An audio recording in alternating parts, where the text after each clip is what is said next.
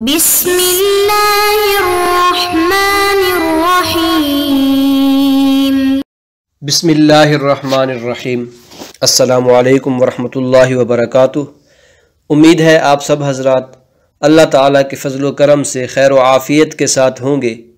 اسلامیات کے مضمون اسلامی اخلاق و تصوف کا آج ہمارا سبق نمبر 23 ہے، اور آج کے اس سبق کے اندر ہم بر صغیر پاک و ہند کے مشہور صوفیاء میں سے حضرت مجدد الفسانی رحمۃ اللہ علیہ کے بارے میں گفتگو کریں گے۔ اور آج کا سبق شروع کرنے سے پہلے ایک مرتبہ پچھلے سبق کا خلاصہ دیکھ لیتے ہیں۔ عزیز طلباء کرام، پچھلے سبق کے اندر ہم نے شیخ بہاؤالدین زکریا ملتانی رحمۃ اللہ علیہ کے حوالے سے مندرجہ ذیل باتوں کا تذکرہ کیا تھا۔ آپ کا نام و نسب، آپ کی ولادت اور آپ کی ابتدائی تعلیم و تربیت اور آپ کی روحانی تربیت کا تذکرہ کیا۔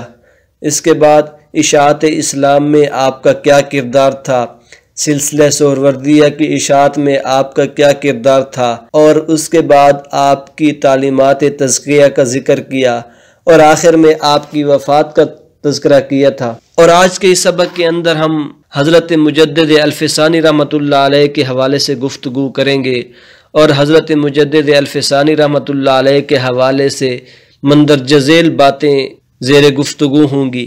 نمبر 1، آپ کا نام و نسب، آپ کی ولادت کب ہوئی، آپ کی ابتدائی تعلیم و تربیت کیا ہے، آپ کی روحانی تربیت پر گفتگو کریں گے، آپ کے معمولات کا تذکرہ کریں گے، حالات زمانہ اور آپ رحمۃ اللہ علیہ کا کردار کیا تھا، اور اس کے بعد مکتوبات امام ربانی اور آپ کی تعلیمات تزکیہ کیا ہیں، اور آخر میں آپ کی وفات کا تذکرہ کریں گے۔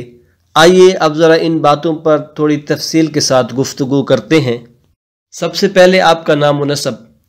آپ کا اسم گرامی احمد، آپ کا لقب بدر الدین، اور آپ کی کنیت ابو البرکات ہے، اور آپ رحمۃ اللہ علیہ کو مجدد الفسانی بھی کہا جاتا ہے۔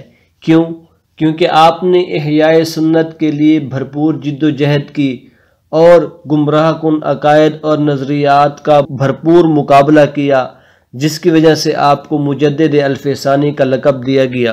آپ رحمۃ اللہ علیہ کی تاریخ پیدائش 971 ہجری ہے۔ 14 شوال شب جمعہ کو آپ اس دنیا میں تشریف لائے۔ عزیز طلباء کرام، آئیے اب آپ کی ابتدائی تعلیم و تربیت پر تھوڑی گفتگو کرتے ہیں۔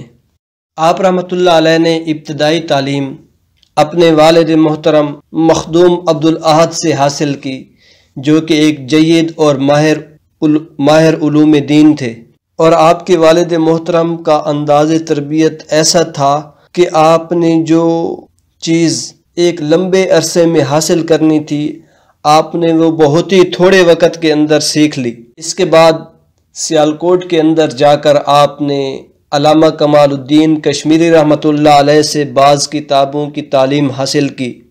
درس حدیث کے حوالے سے آپ کے سب سے مشہور استاذ محترم شیخ یعقوب کشمیری رحمۃ اللہ علیہ ہیں۔ اس کے علاوہ تفسیر بیضاوی، مشکات المصابیح اور شمائل ترمذی جیسی کتابوں کی تعلیم ان سے حاصل کی۔ غرض آپ نے صرف 17 سال کی عمر میں علوم حاصل کر کے فراغت حاصل کر لی۔ عزیز طلباء کرام، اب بات کرتے ہیں آپ رحمۃ اللہ علیہ کی روحانی تربیت اور بیعت پر۔ تعلیم کی ابتدا اپنے والد محترم سے کی تھی، تو اسی طرح روحانی تربیت کی ابتدا بھی آپ نے اپنے والد محترم سے ہی کی، اور اپنے والد محترم سے آپ کو سلسلہ چشتیہ صابریہ کی خلافت حاصل ہوئی، اور آپ اپنے والد محترم کے جانشین بھی مقرر ہوئے۔ اسی طرح آپ کو اپنے والد محترم سے سلسلہ سہروردیہ کی خلافت بھی ملی، سلسلہ قادریہ کی خلافت بھی حاصل ہوئی۔ عزیز طلباء کرام، آپ کے بارے میں بتایا جاتا ہے کہ آپ کو حج کا بڑا شوق تھا، لیکن والد محترم بوڑھے تھے، ان کی خدمت کی وجہ سے حج کے لیے آپ تشریف نہیں لے جا سکتے تھے۔ چنانچہ والد محترم کی وفات کے بعد آپ حج کے ارادے سے روانہ ہوئے، مگر راستے میں آپ کی ملاقات حضرت خواجہ باقی باللہ رحمۃ اللہ علیہ سے ہو گئی، اور آپ ان سے اتنے متاثر ہوئے کہ صرف 3 یا 4 دن کے بعد آپ نے ان سے بیعت کر لی۔ صرف 2 ماہ اور کچھ دن کے اندر ہی آپ کو خلافت نقش بندیہ بھی حاصل ہو گئی۔ اس طلباء کرام، آئیے اب آپ رحمۃ اللہ علیہ کے معمولات دیکھتے ہیں۔ پنجگانہ نماز کی پابندی کے ساتھ ساتھ آپ ہر قسم کے نوافل بڑے اہتمام سے پڑھا کرتے تھے۔ بتایا جاتا ہے کہ آپ رحمۃ اللہ علیہ شریعت کی بڑی پابندی کرتے تھے اور دوسروں کو بھی شریعت کی پابندی کی ترغیب دیا کرتے تھے۔ اگر کسی بندے کو خلاف شرع کام کرتے ہوئے دیکھ لیتے تو آپ اس پر کھلی تنقید کرتے تھے۔ اس طلباء کرام، محمد عبد الاحد انصاری رحمۃ اللہ علیہ لکھتے ہیں، تصوف کی تاریخ کے اندر صوفیاء کے روحانی مراحل کو بیان کرنے والے آپ پہلے شخص ہیں کہ آپ نے مختلف روحانی مراحل پر روشنی ڈالی اور اس کی اہمیت کو بھی بیان کیا۔ اسی طرح آپ ہی پہلے صوفی ہیں جنہوں نے خدا تک پہنچنے میں نبوی اور صوفی طریقے میں امتیاز بتایا۔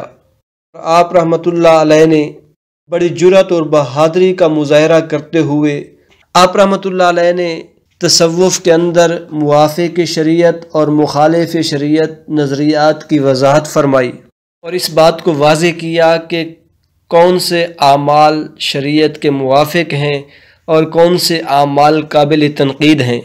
کہا جاتا ہے کہ کوئی بڑے سے بڑا شخص بھی اگر شریعت کے خلاف کام کرتا تو آپ اس پر بے خوف و خطر کھلی تنقید کیا کرتے تھے۔ عزیز طلباء کرام، اب بات کرتے ہیں حالات زمانہ اور آپ رحمۃ اللہ علیہ کے کردار پر۔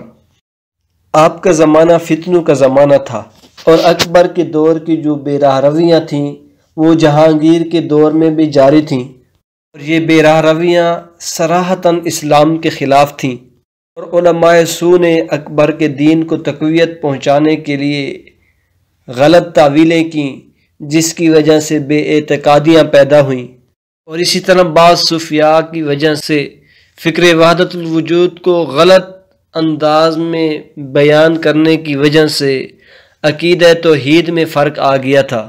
اور اس وقت کے علماء کرام کا یہ حال تھا کہ انہوں نے قرآن و سنت کو چھوڑ دیا اور فقہ پر عمل شروع کر دیا اور دنیاوی مراتب حاصل کرنے کے پیچھے لگ گئے اور ایسے فتوے دیے کہ جو اسلام کی روح کے خلاف تھے۔ لیکن ان سب حالات کے اندر حضرت مجدد الفسانی رحمۃ اللہ علیہ کھڑے ہوئے اور آپ نے سب فتنوں کا ڈٹ کر مقابلہ کیا اور شریعت کی پابندی پر بڑا زور دیا اور مسئلہ توحید کو بڑے واضح انداز میں پیش فرمایا۔ اکبر نے ہندوؤں کو خوش کرنے کے لیے اسلام سے رخ موڑ لیا، چنانچہ اس نے شراب کو حلال قرار دیا، جزیوں کو موقوف کر دیا، اونٹ، گائے، بھینس کو ذبح کرنے سے منع کر دیا اور اعلان کر دیا کہ 12 سال سے کم عمر بچے کا ختنہ نہیں کروایا جائے گا۔ اگر کوئی بندہ عربی زبان کا مطالعہ کرتا تو اس کو حقارت کی نگاہ سے دیکھا جاتا، اور اگر عید الاضحیٰ کے موقع پر کوئی مسلمان گائے کو ذبح کرتا تو بدلے میں اس کو اپنی جان سے ہاتھ دھونے پڑتے۔ اسی طرح اکبر کے دین میں بعض جگہ مساجد کو منہدم کر دیا گیا اور اس کی جگہ مندر تعمیر کر دیے گئے، اور شاہی محل کے نیچے کتے اور خنزیر پال رکھے تھے اور ان کو دیکھنا باعث ثواب قرار دیا گیا۔ نعوذ باللہ۔ قرآن کو مخلوق کہا جانے لگا اور وحی الہی کو محال سمجھا جانے لگا اور معجزہ شق القمر کا انکار کر دیا گیا، اور یہ ایسا دور تھا کہ اس دور کے اندر کسی کو ظالم بادشاہ کے سامنے کھڑے ہونے کی جرأت نہیں تھی۔ مگر عزیز طلباء کرام، تاریخ کے اس تاریک ترین دور کے اندر حضرت مجدد الفسانی رحمۃ اللہ علیہ میدان میں آئے اور ان سب فتنوں کا اور اس وقت کے ظالم بادشاہ کا ڈٹ کر مقابلہ کیا۔ عزیز طلباء کرام، آئیے اب تھوڑی گفتگو کرتے ہیں مکتوبات امام ربانی رحمۃ اللہ علیہ پر۔ یہ آپ رحمۃ اللہ علیہ کے خطوط ہیں جو مکتوبات امام ربانی کے نام سے مشہور ہیں۔ یہ خطوط در حقیقت علوم و معرفت کا خزانہ ہیں اور آپ کی موجودگی میں ہی یہ منظر عام پر آ گئے اور بہت مشہور ہوئے۔ یہ 3 جلدوں پر مشتمل ہیں۔ चुनाचे सबसे पहला दफ्तर दारुल मारिफत है, जिसके अंदर 313 खतूत शामिल हैं। दफ्तर के अंदर उमरा और वज़रा के पूछे गए सवालात के जवाबात हैं। दूसरा दफ्तर, जिसका तारीख़ी नाम दफ्तर नूरुल खलाइक है और ये 99 खतूत पर मुश्तमिल है। इस दफ्तर के अंदर अहले सुन्नत के अकायद और तसव्वुफ़ की इस्तिलाहात का तज़किरा है। तीसरा दफ्तर, जिसका तारीख़ी नाम मारिफतुल हक़ाइक़ है और ये 115 खतूत पर मुश्तमिल है, और इसके अंदर अक्सर वो खतूत हैं जो आपने कैद की हालत में लिखे थे। इस तलबाए किराम, आपके इन खतूत को इल्मी हलकों के अंदर बड़ी मकबूलियत हासिल हुई। हाफिज़ ग़ुलाम फ़रीद रहमतुल्लाह अलैह मकतूबात इमाम रब्बानी के बारे में फ़रमाते हैं कि आपके खतूत बादशाहों, दरबारों, उमरा, हुक्काम, उलमा, सूफिया, गर्ज़ हर एक के लिए मुफीद हैं और रहनुमाई देने वाले हैं। इसके अलावा आपकी तसानीफ़ में से मजमूआ तसव्वुफ़ है, कंजुल हक़ाइक़ है, रिसाला जज़्ब व सलूक है, रिसाला इल्म हदीस है। अज़ीज़ तलबाए किराम, आइए अब बात करते हैं आप रहमतुल्लाह अलैह की तालीमात तज़किया पर। फरमाते थे कि ये दुनिया इम्तिहान की जगह है और इस दुनियावी ज़िंदगी के अंदर दोस्त और दुश्मन दोनों को मिलाया गया और दोनों को रहमत के अंदर शामिल फरमा दिया गया। लेकिन जब क़यामत का दिन होगा तो उस वक़्त दोस्त और दुश्मन जुदा हो जाएंगे और रहमत दोस्तों के हिस्से में आएगी और महरूमी दुश्मनों को मिलेगी। अज़ीज़ तलबाए किराम, आप रहमतुल्लाह अलैह फरमाते थे कि मौत से पहले 3 काम ज़रूरी करने चाहिए। सबसे पहला काम अपने एतकाद को दुरुस्त करना चाहिए। दूसरा काम इल्म फ़िक़्ह हासिल करना चाहिए और उस पर अमल भी करना चाहिए। और तीसरा काम सलूक के तरीक़े सूफिया भी हासिल करना चाहिए। अज़ीज़ तलबाए किराम, आखिर में आपकी वफ़ात का तज़किरा करते हैं। आप रहमतुल्लाह अलैह 28 सफ़र 1034 हिजरी को इस दार फ़ानी से रुखसत हुए। अल्लाह रब्बुल इज़्ज़त आपकी कब्र पे करोड़ों रहमतें नाज़िल फ़रमाए, आमीन। अज़ीज़ तलबाए किराम, आखिर में एक मरतबा आज के सबक का ख़ुलासा देख लेते हैं। चुनाचे आज के सबक के अंदर हमने हज़रत मुजद्दिद अल्फ़सानी रहमतुल्लाह अलैह के हवाले से मंदरज ज़ैल बातों का तज़किरा किया। आपका नाम व नसब, आपकी विलादत और उसके बाद आपकी इब्तदाई तालीम व तरबियत का तज़किरा किया, आपकी रूहानी तरबियत पर गुफ्तगू की और आपके क्या मामूलात थे।